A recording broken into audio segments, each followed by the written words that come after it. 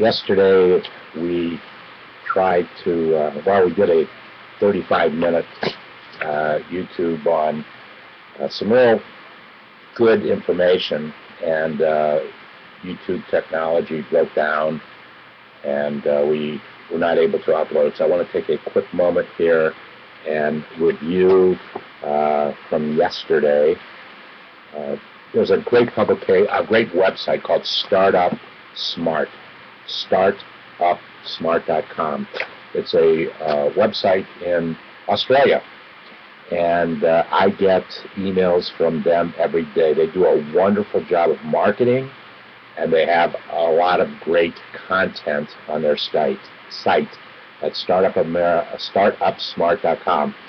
And I wanted to share with you a couple stories that they had from yesterday. I'll go through them real quickly. Mark Pescott, and Mark must be a senior editor there, maybe one of the owners, but he wrote a great blog called that he titled "Taking Stock of Your First Quarter." Apparently, in Australia, they operate on a calendar year that begins with July, and then the first quarter is August, September, October, November, December, second quarter. Real briefly, when you start your business, you can either start on a calendar year, which obviously is January 1 through December 31st, or you can do it on a fiscal year. When you report your information to the IRS on a fiscal year, the fiscal year can begin on any date, typically the first of the month, of any month that you so desire. When you make that decision, it's something that you should be making with your accountant or your CPA, certified public accountant, certified public accountant, to make sure that the decision you are making is a good one and in the best interest of your small business, either existing small business or startup. Okay, from Mark, taking stock of your first quarter. We've just come through the first quarter of the financial year. Remember, we're talking about Australia. And every business owner should be looking at how their business has performed, what has worked and what hasn't worked, and how they can use that to their advantage as this year rolls on. When taking stock, key priority areas: going for growth. Always think about growth. What is it going to take for us to get to the next level? Get a cash flow reality check. Cash flow is important. It's the most important thing to any business. It's how you pay your bills, and it's how you make a profit. You have to have cash flow. That's what our social marketing, social network technology is all about in davidsbarter.com. We are focused on cash flow. We are focused on high profitability, high margins of cash flow. So you want to check that out, particularly when you're starting a business. If you are already in business, a very optimized, very Googleized landing page in David's Barter community can quickly add revenue stream to your existing business. Okay, point number 3, take a fresh perspective. Step back, take a new perspective on what it is your goals and objectives are. Turn to your mentors of entrepreneurship, your mentorship team, your accountant, your small business attorney, your business strategist, your marketing specialist, your banker. Ask them, okay, we're not accomplishing our goals. Let them ask you the questions. They will ask you the good questions. So put that team together.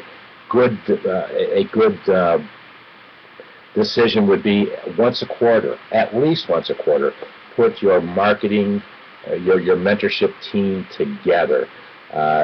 In David's Barter community, mentors of entrepreneurship will operate 24/7, 365, or 24/7 times 52. Always operating, always available. So those 3 things you need to do for your business as you take stock. And in the United States, if you are on a calendar year, There are about 85 days left in the year, maybe 86 days. Now is a great time. If you're not accomplishing your goals and objectives right now that you had set at the beginning of 2012, take a quick look at why you're not reaching those goals and objectives, and maybe it's time to put them behind you and then create good, solid objectives, business objectives for 2013. 9 top outsourcing tips for mompreneurs in another blog at startupsmart.com. When you are the only one working in your business and wearing so many hats, it can be hard to give each area of your business the attention it needs. A very, very important fact, because new business startups are starting smaller. And we're going to get into this in a few moments, some information we're going to share with you. So when you're operating by yourself, what are 9 things to think about? Clearly define your goals and objectives for yourself and for anybody that you outsource tasks to, or your employees, if you have employees. Make sure that you clearly define your goals and objectives so that everybody is on the same page as you move forward to try to achieve those goals and objectives. Number 2, set clear project outlines and deadlines, particularly when you're working in an outsourced fashion. Set deadlines. Set times when you're going to meet to discuss how much progress you're making towards those deadlines. Very, very important. But you know what? It's common communication, business communication. Don't outsource purely on price. Point number 3. It's not always about price. You've heard me say this many times before. Many times it's about value. Price is insignificant when considering the value that it brings to your business and the return on resource investment. More important than price. Number 4, value specialist knowledge over general knowledge. That's why you put teams of mentors together. They are specialists in the areas where they work. So call upon them to help you meet your goals and objectives, and go to specialists when you're outsourcing functions. That's why you outsource. You're giving somebody else the task for what you should not be doing because you're not equipped to do it, or somebody can do it more efficiently than you can. That's value to your business. Number 5, review work samples and client feedback. Always get client feedback and react to it. Point number 6, test their communication and interpersonal skills. It's a great thing. I did not do this enough in my business career, in my small business career, and I've made many mistakes by not carefully evaluating interpersonal skills of the people that I outsource work to, and their communication skills.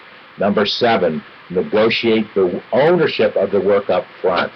Very, very important. I haven't done a great job with this over the years.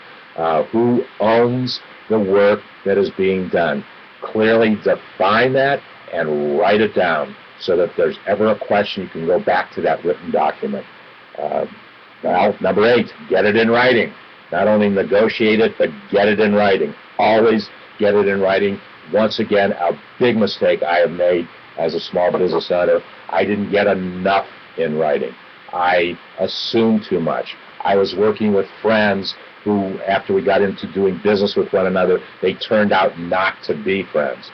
Had I got it in writing, had I evaluated ownership, had I evaluated communication and interpersonal skills, I would have made better business decisions. But I've survived them. That's the most important thing. And number 9, set times to discuss the project. We already discussed this.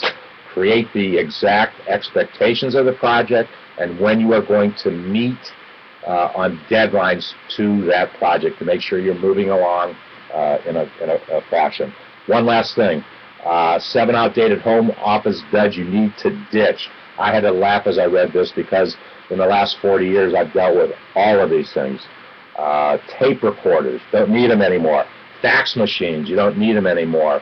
I've got a fax functionality with my HP OfficeJet 4620, which is only about, it's less than 3 months old, and I haven't faxed a document in probably 4 years. So do I need that? No. Why haven't I faxed? I haven't had a landline in my business in 4 years. Point number 3, the Rolodex. Many people listening, reading, viewing probably don't even know what a Rolodex is. It's a thing that rolls. It's got little index-sized cards on it, and you put business cards in your Rolodex. That's how we database people that we met. We put them on our Rolodex. Don't need it anymore. It's not efficient anymore. I actually found about 500, 600 business cards that at one time had been on a Rolodex that I had. I'm getting ready to mail those people right now, so I didn't throw my Rolodex information away. What are your standard working hours? Number 4, that's debatable. Desktop computers. I've got 1, 2, 3 desktops. I've got an iPad. I've got a smartphone someplace around here, and you have to really evaluate what's going to work best for your business and the efficiency of your business. It's not necessarily a desktop computer. Desk phones, I haven't had a desk phone in close to 5 years. That is really becoming passe. Although bigger companies, the bigger the company, the more need for those desk phones are. Formal business attire. This is Small Biz Day, but I'm really formal today. Okay, those are the things I wanted to share with you because they didn't record yesterday. Have a great day and follow with us for some more information about what's happening in business. What are the challenges that you have as you start your new business today?